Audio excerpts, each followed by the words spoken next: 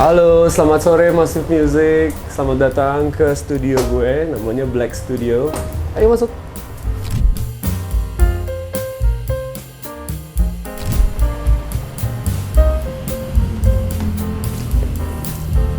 Oke. Ya, begini deh studionya. Wah, keren banget studionya, Zik. Ini ada apa aja nih di sini nih? Oke, gue jelasin ya. Kalau lo lihat ke kiri sebelah situ, itu ada panggung. Enaknya ngeliat panggungnya dari sini kali ya. Nah, ini panggung yang ditutup sama ini sekat ini sebenarnya drum. Kita biasanya ngejam di sini buat band proyekan yang gue lagi kerjain atau ya buat acara. Kalau ada anak-anak dari scene kita yang kita suka bikin acara di sini, mereka mainnya di sini dengan audiensnya ngeliatnya dari sini gitu. Kalau mau lihat, ini tempat para audiensnya ini berdiri lah intinya. Terus di sebelah situ ada ruangan buat gue workshop kalau lagi bikin lagu baru. Ini dari dulu ya. Jadi ini ada piano seumur hidup gue dari kecil. Lagu Zik in the Popo semua bikin pakai piano ini. Letaknya udah berubah-berubah, sempat di situ, sekarang udah di sini. Udah gitu ini juga ada, sorry kalau mau kasih lihat dikit, ada tapi lagi nggak dipasang ya. Ini Leslie, ini Hammond. Untuk album pertama kita juga kalau tahu lagu Profesor Komodo ada sound Leslie Hammondnya dari situ. Ini kurang lebih spot favorit lo ya? Pokoknya di daerah ini kayak emang ada energi kreatif untuk bikin lagu aja kalau gue sendirian ya dengan alat piano ini gitu. Kalau yang gitaran sih banyak kan bikin di kamar ya. Cuma kalau ini untuk yang khusus yang piano. Siap. Berarti kalau di stage ini berarti emang kalau lo bikin lagu jamming bareng teman-teman anak-anak Zik in the Popo. Iya, jadi begitu kayak ada lagu yang contoh kayak kemarin terakhir kita lagi workshop album kedua kan. Gue ada lagu satu, udah gitu lagi abis kita arrange bareng. Kita playback arrangementnya dihubungin ke sound system gitu, jadi kita bisa denger soundnya keluar kayak apa. Kita di atas panggung sini memainkan apa yang kita udah workshop di track di awalnya kita bikin guide itu. Oh, nice. Jadi kita bisa ada operatornya yang kayak playback, kita ulang lagi, kita denger lagi, kita ulang lagi gitu loh. Keren. Itu baru kita gunakan secara full keuntungan itu dengan album baru yang itu sih. Yes. Jadi kayak sebelumnya kita biasanya cuma ada materi baru, kita ngobrol kayak di sini atau kadang-kadang band ini turunin ke bawah sini alat-alatnya. Kita bikin lingkaran, kita kayak gimana band kalau lagi workshop lah. Ini ukuran stage-nya berapa kali berapa ya? Waduh, gue Gede banget ini. nggak bawa ini bro. Gue bisa ukur sih buat lo, cuma gue nggak bawa. Ya gitu deh. Jadi Acum juga pernah main di sini by the way. Oke, berarti ada studio lagi di atas ya? Nah, jadi kita ada 2 studio. Sebetulnya sedikit sejarah tentang Black Studio ini. Black Studio ini juga untuk produksi kalau seandainya waktu kan gue bikin scoring kan. Nah udah dari pertama gue bikin scoring Kala, filmnya Joko Anwar yang Kala, film kedua dia. Gue bikinnya pakai piano itu juga, dimajuin ke daerah tengah sini. Jadi gue ngeteknya dulu belum bisa pakai DAW gitu, belum ada Logic atau Reason gitu ya. Jadi gue bener-bener rekam todong aja semua sambil ngeliat layar kayak orang zaman dulu bikin scoring yang kayak gue mainin pianonya sama operator direkam gitu loh. Di tempat ini juga. Wow. Jadi semenjak itu dipakai terus untuk recording, kayak pernah ada Keroncong Suropati main di sini untuk film yang lain gitu loh. Jadi kayak udah untuk rekaman album sama rekaman, kalau nggak salah Twilight Orchestra juga pernah latihan di sini, tapi direkam live untuk pas latihannya aja. Jadi kayak ruangan ini udah lumayan banyak sejarahnya si Black Studio ini untuk kayak gituan. Scoring dan lain-lain. Nah, yang kedua studionya ada di atas. Yuk, kita ke atas yuk. Oke, jadi ini kamar gue dulunya, terus sekalian juga studio untuk kalau bikin solo project atau project-projectan temen yang kecil-kecilan gitu, gue bikinnya di kamar gue. Nah sekarang kita masuk ke kamarnya. Selamat datang di Studio 2 Black Studio. Ini ruangannya. Pernah jadi apa aja? Pernah jadi kamar pribadi. Pernah jadi kantor buat label indie kita yang namanya Blackmores. Dan pernah juga jadi tempat, ya intinya ruang kerja gue untuk proyek solo gue yang semua serba ngertiin pakai komputer dan analognya. Dulu ada setupnya sih, ada amplinya, ada apa untuk analognya. Oke, inilah tempatnya. Kita mulai dari sini. Kayak toko gitar nih, ada efek-efek gini nih. Tapi sebenarnya bukan toko gitar ya, ini aja kayak, ini efek yang gue mau gunain kalau manggung. Tapi tempat ini tadinya adalah sebuah meja, ada speaker, dan ada peralatan untuk bikin scoring. Jadi ada desktopnya, ada monitornya, terus pernah buat yang mingguan dulu yang tadi gue jelasin ke Acum. Eh, bikinnya di sini, uploadnya di sini. Pokoknya semua cuma gunain space ini aja untuk kerja. Yang akhirnya jadi lagu mingguan, free download weekly. Itu tahun 2000 berapa ya? 2000 sebelum akhirnya dirilis sama Jangan Marah Records yang dijalanin sama Efek Rumah Kaca. Tapi sebelumnya itu gue ngakuin sendiri selama 18 minggu. 2007 ya? 17 minggu 2009 kan? Oh 2009. 2009. Soalnya gue yang seingat gue 2010 itu rilis albumnya. Gitu. Jadi 2009 gue ngelakuin itu selama berturut-turut selama 17 minggu bukan 18, 17 Produktif. minggu. Terus terus tapi tetap masih mingguan itu proyek yang akan selalu jalan cuma lagi tergantung musiman gitu loh. Sekarang lagi ada. Nah ini ada patung Zik. Sebetulnya nama gue dari dia. Zik tuh dari Isaiah Thomas, pemain basket Detroit Pistons. Pertama kali gue nonton NBA tahun 89 mereka juara. Gue ngefans banget lah sama point guard ini. Dan gue dulu main basket jadi kayak niat gue gedenya mau jadi atlet sih. Jadi mau. Oh jadi itu nama Zik. Iya. Jadi nama gue tuh dari pemain basket yang Detroit Pistons ini. Tapi pas gue ikutan seleksi Popsi gue kayak nggak kuat fisiknya. Kayak bukannya megang bola malah disuruh apa ya gitu deh latihan fisik terus deh. Gue nggak kuat akhirnya gue nyerah. Akhirnya gue main band aja. Oke itu ada poster Blur segede gaban tuh. Itu lo belinya di mana? Oke ini ceritanya gue nggak pernah nonton Blur sebelumnya sampai tahun 2004 karena tahun 2004 gue sekolah film tuh ngambil di London. Gue 10 bulan aja sekolah di sana. Entah gimana ceritanya gue beruntung banget mereka lagi rilis album Ting Tang saat itu. Jadi pertama kali gue nonton Blur itu nonton Ting Tang di namanya sekarang O2 apa sih Brixton Academy kalau nggak salah namanya sekarang Brixton Academy. Dulu Brixton Academy sekarang O2 apalah gitu. Academy. Nah di situ gue nonton pertama kalinya Blur 2 malam berturut-turut. Pas pulangnya di pinggir jalan orang jualan poster-poster ini. Dan ini kan yang the best of-nya kan. Ini sebelum si Ting Tang itu. Dan pas Ting Tang emang nggak ada Graham Coxon main jadi di sini tapi ada posternya dia juga. Tapi gue beruntung gini ya? Iya dia jual lipet sih. Jadi pinggir jalan dia display. Wow. Gue bawa lipet emang pas bawa PR banget gitu. Gue bawain semua. Ini poster Blur terbesar yang pernah gue lihat sih. Iya dipajang juga di Blackmore's dulu kantor kita yang di Wijaya. Iya, di bawah pas, sebetulnya ini pas gue lagi di New York, gue balik sini kita beres-beres dibantuin sama orang di rumah untuk masang aja. Jadi kayak oh yaudah pasang sini aja deh gitu. Oke ada poster Blur, ada poster Kurt Cobain. Itu seberapa besar sih mereka mempengaruhi musik lo? Ya kalau Blur itu sebetulnya masuknya setelah Nirvana kalau gue ya pribadi karena itu tahun 93-an gue dengerin tuh musik kan gue lulus SMA 95. Gue ngerasain langsung pas Kurt Cobain muncul gitu. Tapi emang bukan dari album yang Bleach sih, itu dari yang Nevermind sih sama kayak yang lain orang denger yang hits yang itu. Nah, itu poster yang ada di kamar gue di rumah ini juga tapi di kamar yang beda. Dulu kamar gue bukan di sini soalnya. Jadi emang ini poster kamar yang selalu ada aja. Jadi gue mau pertahanin selalu ada di ini gue. Jadi lebih lama poster Kurt Cobain duluan daripada Blur ya. Dan pengaruhnya ke musik Kurt Cobain gue suka banget. Apalagi kalau udah dengerin udah gitu kayak lo moshing-moshingan sendiri gitu ya kayak di kamar kayak lo gila-gilaan sendiri. Tapi gue nggak bisa bikin lagu kayak Nirvana. Nah kalau Blur tuh walaupun Nirvana tetap ada garis-garis Beatles-nya ya, tetap ada DNA Beatles-nya ya. Cuma kalau Blur tuh gue kayak somehow karena mungkin vokalnya juga nadanya lebih familiar buat gue, ada bernada-bernada yang lebih gimana. Terus menurut gue musik yang bisa menginspire gue untuk bisa bikin lagu gitu kalau Blur. Jadi di situ gue nemuin wah nih idola gue nih Blur nih. Sama kayak waktu Radiohead muncul pertama kali, gue gak kebayang bisa bikin lagu agak-agak kayak Radiohead gitu di awalnya kan. Sampai nemuin warna gue sendiri gitu lah. Gitu. Oke, mari kita tur ke studio ini. Ya. Oke, studionya segini doang sih. Ya ini ruang kerja gue yang sekarang. Oke, itu ada alat-alat. Ini alat yang selalu gue gunain untuk bikin lagu SK. Ini namanya SK60. Ini juga belinya pas di awal karir gue bermusik tahun 95 itu. Bikin lagu sendiri ya. Di Seattle. Pas lain, ada satu track lain, judulnya lain. Semua bikinnya pakai ini.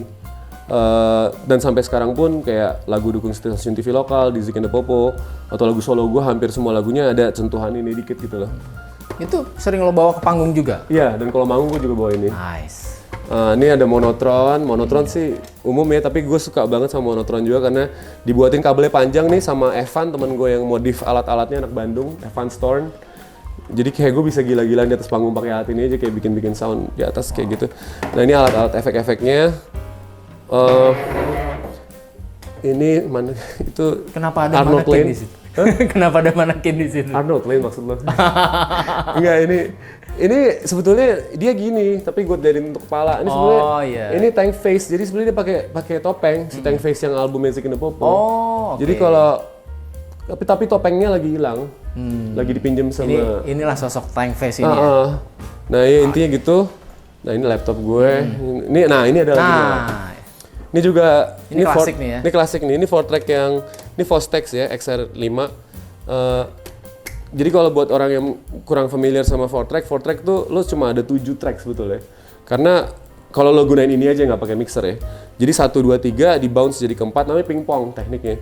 1 2 3 pindah keempat, 1 2 pindah ketiga, 1 2. Jadi kan 3 track jadi 1, 3 tambah 2 track jadi 1, 5 tambah 1 2 jadi 7 track sebetulnya gitu. Nah, gue bikin Profcom demonya pakai ini.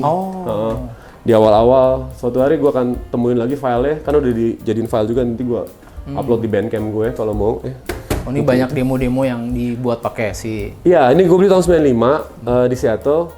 Jadi materi-materi yang buat lain, sebelum ada lain ya, atau buat Zik in the Popo, semua di kaset ini dulu, di kaset 4-track ini gue buat sebetulnya. Kayak Go Sell, lagu lain juga dari sini gue buatnya. So banyak barang-barang yang lo beli di Seattle berarti ya? Karena gue mulai pertama kali ke Amerika tahun 95 itu ke Seattle dulu. 95 di Seattle. Itu kuliah? Kuliah, tingkat 1. Kuliah. Sebenarnya gue ngambil art school dulu di sana, Art Institute of Seattle namanya, Art Institute of Seattle. Tapi di sana nggak ngeband? Akhirnya ngeband. Oh, akhirnya ngeband. Ngeband sampai akhirnya tahun 2000 bikin band lain itu karena Agi sama Bambi tadi di bawah ada, Bambi, Agi datang ke Seattle untuk rekaman sama gue. Nah sebelumnya kita workshopnya di rumah ini, tapi belum jadi studio, cuma ruangan aja. Jadi seminggu bikin kayak 10 lagu waktu itu, lagi produktif banget. Menarik. Gitu. Ini by the way kalau mau lihat lain nih, kemarin gue sama Bambi abis nge-DJ di acara itulah. Ini ada poster-poster kita lihat ya. Ada poster fiksi di mana Fiksi ini adalah project scoring pertama gue. Iya. Sebenarnya kedua officially, yang pertama bareng sama Agi gue di Joko. Cuma ini yang pertama kali gue ngerjain sendiri sih. Dan scoring ya? Scoring. Buat filmnya Molly Surya. Yang akhirnya gue sama Molly ngerjain sampai sekarang. Udah akan ada project kelimanya yang sekarang lagi dibuat, Tuker Takdir. Tapi terakhir yang udah di bioskop Perang Kota. Nah itu gue ngerjain ini. Tapi bareng Yudi Arvani ya. Film kedua, kelima, sampai kelima tuh bareng Yudi. Yang pertama gue sendiri. Ini yang gue gak yakin waktu ngerjain, soalnya kan gue gak ada bayangan mau jadi scorer, music composer. Cuma di saat itu alhamdulillah menang, dapat penghargaan FFI. Nah karena dapat penghargaan FFI, gue kan gak punya profesi lain selain ngeband. Gue bilang, oh yang untuk cari duitnya emang dari scoring aja kali gitu loh. Jadi kayak karena udah dapetin accolades itu kan, gue pikir udah gue seriusin aja di scorer deh. Jadi serius. Dan sampai sekarang pun gue jadi scorer dari 2008 sampai sekarang gitu. Alhamdulillah. Kayak jalannya tuh kayak ditemukan by proses gitu, nggak direncanain gitu. I see. Udah gitu ini Vulgar. Filmnya Ladia Sheryl, istri gue, yang kebetulan adalah pemain dari Fiksi. Iya. Yang dulu diajarin juga sama Acu main bass untuk band solo gue. Ini Vulgar, film by Ladia yang pertama, film pendek, masuk festival di JAF di Jogja Internet JAF kan ya? Iya, JAF. Ya JAF, main di JAF. Ini keponakan gue. Ini Intrigo. Inspirasi gue untuk bikin album Zatep sih sebenarnya yang pertama, Space in the Headlines. Ini filmnya North by Northwest, bahasa Italia kalau nggak salah. Inspirasinya dari musiknya kah? Dari nuansanya sih, moodnya sih. Mood filmnya itu sendiri. Mood filmnya sendiri dan lirik-liriknya Hitchcock kan selalu bercerita orang ketiga. Maksudnya lirik gue kan selalu bercerita orang ketiga. Jadi gue membayangkan situasi-situasi dari karakter di liriknya Zatep tuh, Menu, Hope Killer, Subtext, lagu-lagu apa lagi ya? Gue lupa sih, ada lagi lah pasti. Manderley yang gue lagi buat untuk album kedua. Itu dari gue seperti nulis skrip atau sinopsis dari sebuah cerita filmnya Hitchcock gitu, bayangan gue. Yang dark tuh kayak dia gitu, thriller, suspense thriller gitu. Ini ada lukisan? Ini lukisannya buatan Anggun Priambodo. Ini cerita kaki gue, ini kakinya Ladia. Terus Ladia suka ngerajut. Pokoknya ini hadiah pernikahan kita. I see.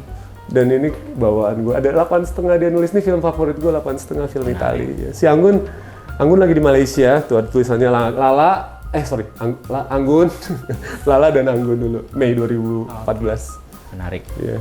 Oke, itu ada apa record player sama piringan hitam ya? Iya, seperti yang gue bilang, gue penggemar Blur kan. Ini ada Damon Albarn, platnya. Ini ada Music Is My Radar yang solonya Blur. Tiba-tiba ada Tyler the Creator, gue juga suka. Tyler. Jadi rajin dengerin ini ya? Revolver. Musik dalam format piringan hitam ya? Gue rajin lumayan, tapi sebetulnya kan ini di Jakarta studio baru di setup lagi nih, baru akan jalan lagi. Cuma kalau itu gue dengernya di Seattle. Jadi gue suka jalan-jalan ke record store di sana juga sih. Sama kayak waktu di Jakarta gue main ke Santa, ketemu ya kan banyak toko-toko yang gak kenalan. Seberapa sering lo dengerin musik di? Setiap hari gue usahain dengerin sekali sih, at least. Maksudnya gue putar satu plat yang bolak-balik gitu. Kayak album Zatup yang baru nih, kan kemarin gue dengerin lagi materinya, ada satu lagi digarap. Terus tanya Zik, lo lagi dengerin apa yang pas ngerjain lagu yang judulnya Psycho? Wah, gue lagi dengerin ini deh. Common People apa albumnya? Pulp. Ya, apa judul albumnya? Kok lupa sih gue? Nah kan gue lupa ikut lupa lo. Ayo dong. Aduh. Albumnya. Lama nih. Iya. Ya pokoknya itulah. Iya. Gila, bisa lupa. Ya ini juga ada album solo gue. Masuknya ke album solo gue. Nah, ini album solo ya. Debut album solo lo. Iya. Album pertama. Enggak, ini adalah album keempat. Debut Debut piringan hitam pertama kali. Nah, ini dan ini bukan, gue nggak bisa buka lagi. Piringan putih bro sebetulnya. Oh putih. Ada dua versi, putih sama enggak, cuma yang putih hitam. doang. Oh putih doang. Ya. Ini bikinnya di New York. Indonesia. Di New York. Semuanya di New York. Jadi kalau gue tadi cerita tentang album pertama Salaka Zalaka itu gue produksi di situ. Di meja yang tadi itu 17 lagu satu album itu. Ini 11 lagu karena sebelumnya ada 14 lagu, cuma gue masukin 11 karena nggak muat buat piringan hitamnya mesti 20-20 menit gitu setiap sides. Nah ini gue produksi during lockdown, pas lagi COVID di New York. Jadi sementara gue kangen juga sih zaman COVID, bukan COVID-nya tapi zamannya kayak yang bisa fokus total konsentrasi attention lo penuh bikin album, bikin song setiap bulan waktu itu gue bukan minggu. Jadi kreatif ya? Jadi kreatif, jadi kayak kita coba bayangin aja deh buat semua orang yang nonton juga teman-teman ya, dan pas zaman COVID sebetulnya kita bisa naruh sepenuhnya perhatian kita ke dunia kreatif sih, ya nggak sih? Nah itu yang gue lakuin waktu itu. Bahkan Ladia setiap bulan juga bikin video klip, jadi semuanya ada video klipnya, ada 14 lagu tuh ada video klipnya berserta sama artis yang di saat itu juga gue ajak untuk kerjasama collab. Nanti juga begitu rilis secara digital kayaknya akan dirilis video klipnya. Jadi gue sign sama Tromagnon, label Bogor buat solonya ini digital. Yang ngedesain Serdendi, temen dari zaman dulu. By the way tadi album Pulp judulnya Different Class. Ya Allah, kayaknya Different Class. Nah ini ada barang antik juga nih kayaknya nih. Mana tuh? Bentuk gitar tapi sebenarnya bukan gitar ya. Ini alat. Oh ya. Ini alat. Alat ketemu di pasar di Jogja, gue nggak tahu apaan sih. Ini baru beli. Kan kelihatan. Dan lo belum tahu cara memainkannya? Belum, gue belum ngulik ini alat. Tapi kayak menarik sih, kayak lo bisa. Tuh kan, gue aja nggak tahu. Jadi tiba-tiba aja beli gitu ya. So apakah itu nanti dipakai di untuk scoring enak music? sih ya, untuk scoring. Tapi belum gue pakai. Oke, menarik. Iya. Oh ya, by the way ini foto gue masih baik, masukin. Nggak penting ya. Lagi, gue Zika Seli. Terima kasih Massive Music udah mampir ke studio gue. Tadi gue kasih lihat sedikit ya. Dan ke studio 2 juga di kamar. Nanti main-main lagi ya, kapan-kapan. Pokoknya gue thank you banget lo udah datang. Dan semoga kita terus bisa berkolaborasi, jalan terus. Untuk pekerjaan-pekerjaan musik yang lainnya. Yang paling deket musik gue di studio ini akan ada rekaman buat album barunya Zik and the Popo. Nanti juga jalannya sama Massive Music semoga ya. Oke, bye, thank you, dadah.